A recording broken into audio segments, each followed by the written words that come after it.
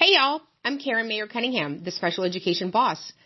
If you've ever felt confused, overwhelmed, or just plain frustrated at the 504 IEP table, you are in the right place. Every week, I'm breaking down the rules, the rights, and the realities of special education so you can walk into meetings informed, empowered, and ready to make real change. And whether you're a parent, a teacher, an advocate, a school-based member, or somebody who's just trying to do right by a student, this podcast gives you straight talk, real answers, and tools that you can use immediately. I'm not here to play politics. I'm not here to play sides. I'm here to train people who sit at the table and teach you how to follow the law, ask the right questions, and protect the rights of students. So go ahead and hit subscribe, share this with a friend, and you know what? Meet me back here every single week. We're not just talking about change. We're making it. Because when you know better, you do better. And when we get it right for the child, we get it right for everybody. Hey, you guys, welcome back. We are in a series of amazing things for our individuals with disabilities. If we haven't met, I'm Mayer Cunningham, founder of Special Education Academy, helping everyone who sits at the IEP 504 table navigate and negotiate successful student outcomes. So we're very excited today. We have Mike Lutey with us. He is a franchisee owner of Special Strong, and we're going to get some information from him, talk about how awesome it is, what it does for kiddos, and how it might be a benefit to you. So, Mike, welcome. Well, thanks for having me. Thanks for having me. Yeah, absolutely. So I've been not involved, but I met Daniel Strong a few months ago, and so tell me how you came to be a Special Strong franchisee owner. Okay, yeah, perfect. So, well, I was just on LinkedIn and I saw Daniel and some of his videos he posted, and I was like, wow, I want to get involved. I want to get involved. So I just messaged him like, hey, do you have anything like that here in Houston or where you're at? Where I know you're in Dallas. How can I get involved? How can I volunteer? And we developed a friendship, over several months. And then it was during the COVID pandemic type thing. And then he came back and he was, as he got to know me and my story, he's like, well, we're thinking about, doing franchises. What do you, what do you think about that? I'm like, I have a great job. Um, not very necessarily interested, but I didn't know, lo and behold, he was kind of putting me already through the interview process for several months. And so, and then one day we're a faith-based company, and I got back to him, I think at 10:10 in the morning. And so the significance of 10:10 is John 10:10, and that's kind of our mission statement. And he's like, that was a sign. So he offered me to be their first franchisee. And so to give you a little bit of background, my story, I have a sister that has Down syndrome, and so I've been around it. And one thing that really appealed to me, especially, these young adults, there was two things that stuck out to me when I was growing up. One is, I grew up in Montana, and the seems like all the special needs kids would join our gym class, but they'd be stuck in the corner. No one would work with them. And God bless my teachers. My gym teachers were great. I just don't think they ever knew how to work with them. And so I saw that, and then I also saw, especially when my sister aged out of school, that there was no recreational and social program for her. Very little things offered. So I kind of want to bridge that gap. And then also my mom, she used to work for the lady that wrote the DD waiver for the state of Montana. Yeah. And yeah, and she was actually going to think she was supposed to kind of take over that waiver, like be in that position. But, as you know, with all programs, the government stepped in and put some people from Medicare, Medicaid, younger people that really didn't understand, our special needs population and doing things that drove my mom crazy. So she, left that. But that's kind of, I've been all, around it. My mom used to work for a couple different places. One was called Special Training for Exceptional People, and also Family Outreach. And those were really the programs that really helped. And my mom wanted to help families find anything on a local, state, or federal level for any kind of programs or help. And so, so I've been around it my whole life, and so Special Strong is a perfect fit. I didn't think I would be doing this, but it was just kind of a calling, and I'm super thankful for it. It's great work with these individuals. I think because uh, you know, having my sister in my whole life, and then I just have a natural knack working with these individuals. A lot of parents, even me and my coaches, are like, "Wow, you guys are so great with them," and I'm like, what do you do different?" I'm like, actually, I just words of wisdom from my mom. I treat them just like a normal person. Yeah. That's it. You know, Yeah. I feel like these young adults will get, you know, they can sense when people are hesitant towards them or treat them differently, and we don't. I mean, if they do good, we tell them they do good. If they do something bad, we let them know, and we Yeah. really want to build that coach to athlete dynamic because they don't get that a lot as well. So, and that's just a sense of normalcy. And then that's when their personality comes out. That's when their confidence shows, and it's just a great thing. So, um, over the two different, we have two different programs we really do. We work with individuals one-on-one and also group classes. So, and that's, the byproduct of having group classes too, is the parents get together and then they get to find out about all these other really neat events going on, and these kids have two or three different options a day, it seems like, which is phenomenal. I feel very blessed down here in Southeast Houston. We have such a good community and all of us different types of programs, whether it's Waves of Impact, the Christina Sullivan Foundation, Side by Side Parent. We all kind of, we're in it together and we create a really, really neat atmosphere for these individuals to grow, especially as they become adults, right? Good. And so kind of where we fit in is, this day and age of technology, we kind of talked about it, right? We're so dependent on it. Yes. And so the flip side of that is these young adults get to, they're on their iPads, their phones, and they live a very sedentary lifestyle, which is, we want to get them up and active and social. And so we, and add years to their lives and have them be happy. So that's kind of where we fit in. And that's kind of my backstory of That's how it came that's about. awesome. So tell me about this amazing job that you had, or you still have, or you weave it in together. No, no, no, no, no. So as a franchise owner, I mean, you have to, this is your job. This is my job. This is my full-time gig. To give it to grow it or just to give as much nature, you couldn't have another job. It would be impossible. So Okay. this is it, my full-time gig. I actually have the Southeast Houston franchise, and in April 1st of this year, I took over the North and Northwest Houston franchise as well. So that's So like the Woodlands. Where is that territory? yeah, so that's Conroe, Woodland, Spring, Cypress, yeah, all up in that area. Yeah. Willis, everywhere. So tell us how. So are you by trade? Were you already a trainer? Were you already a gym rat? And I say that in the Uh, most loving way. no, no, no, no. I know, I get it. I wasn't necessarily a gym rat, but I did, I guess in my early 30s, I actually started, you know, really, really paying attention to eating right and actually working out regularly. Not really a gym rat. I've never been a person you look at as like, oh, that guy goes to the gym every day, but I just want to live a Yeah. healthy lifestyle. And just because more for me, I've always been worked long hours, and I found the gym actually gave me more energy, made me feel better, and so that's why I did it. And so as far as my background is certifications, I wasn't a personal trainer before, uh, Okay. and all I had was really just I worked with these individuals on a personal level of just a social level, and that actually is one of our keys is relationship focus is what we are, and um that's the most important part. If you have that and you have a heart to work with this population, then I can teach you or we can teach you how to be run classes, do one-on-ones and all that stuff. So Okay. Awesome.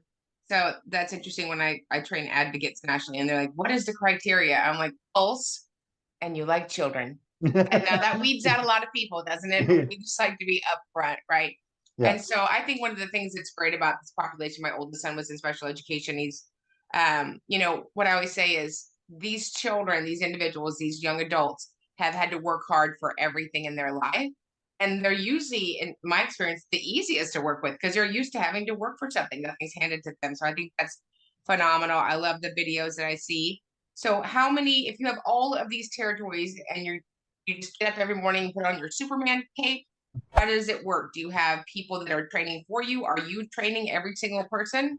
No, no, no, no. So down here in Southeast Houston, as we grew, as I took over some other territories, I put one of my top trainers in charge, kind of.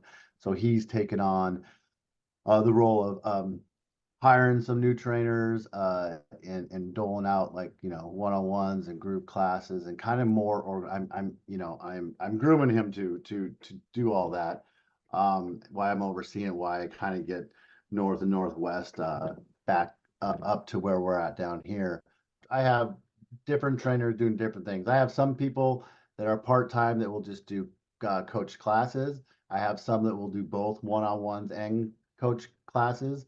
It's just, it's a mix. A lot of my part-time coaches uh, might have a full-time job, right? But they have the heart for this community, so they might be a special education teacher. They'll do Special Olympics, or different stuff like that, which makes great coaches for us.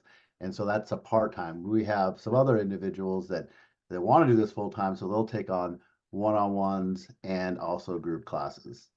Okay. And so if for those people that are watching this, they're interested in the franchisee opportunity, do do you have to run an ad, work out people needed in Houston, or is that something that Special Strong helps you with? For what was the question again? So when you become a franchisee owner, does Special Strong help you in acquiring trainers? Yes. So actually, this is something new this year. We we use a program, and we post ads for trainers, and it's actually been a blessing. I'm not sure if you know this, but I was the very first franchisee, which Yeah. I wear that with a badge of honor. But early on, we had to go find all of them. So I kind of handpicked all my people, and they've been fantastic, because even if they didn't know that they'd be a great coach, I saw some stuff in them, and I've been very fortunate. I have a good handful of people that have been great. As we grow, we use a program that will send out ads to different places like Indeed and stuff like that. And so when we're hiring, they'll be on those major sites. Awesome.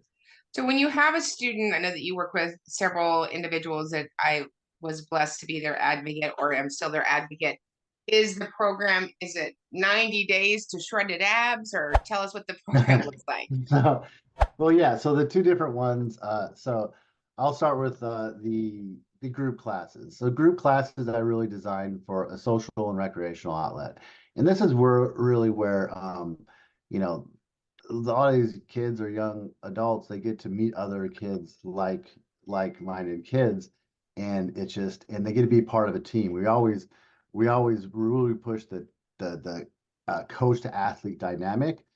Even in our classes, every class we'll end with a we call it a send off.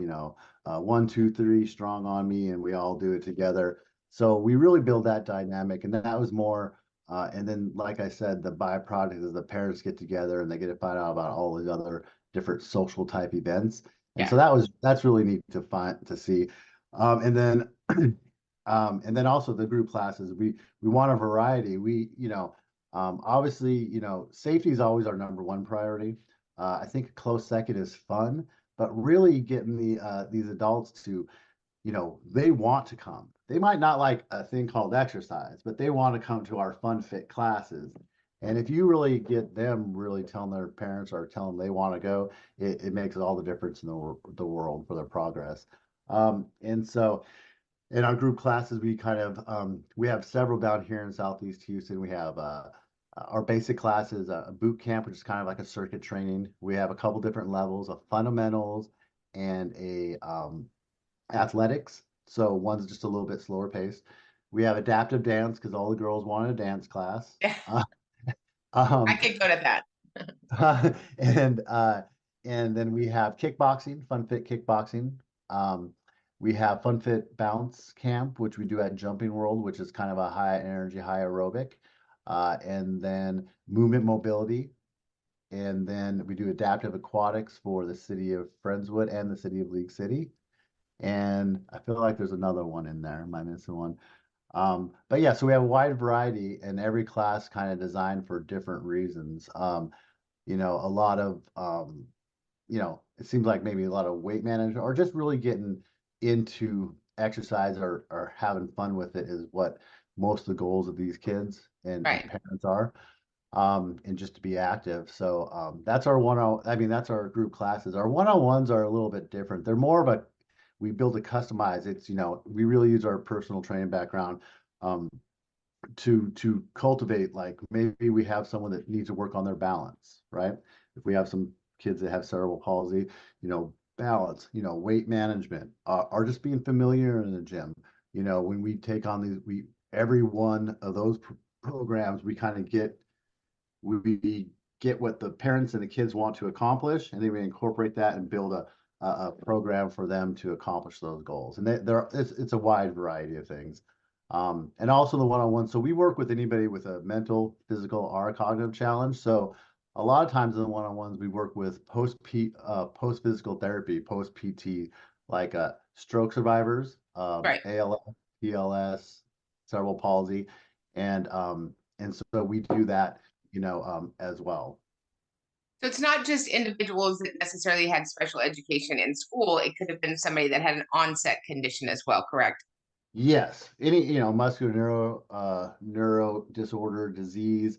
It could be someone that I was working with an individual. He was riding a skateboard, teenagers riding a skateboard and got hit by a car, and so he's in a wheelchair, brain, trauma, and so anything like that. We just so the adaptive inclusive fitness is just really regressions and progressions of moves that we really will help people accomplish their goals. And so you talked about the gyms, and obviously you're in many cities, right? I live where you live in Southeast Houston. So did you just pull out your cash machine and buy gyms everywhere? How does that work? Yeah, so we actually partnered up with local gyms, our places. For example, you know, uh, coming out, this is a brand new idea down here in Houston 3 years ago. I went to several different gyms, and some gyms are too big. You had to go through corporate and all that red tape. But some of the small and local gyms, they're owner operated.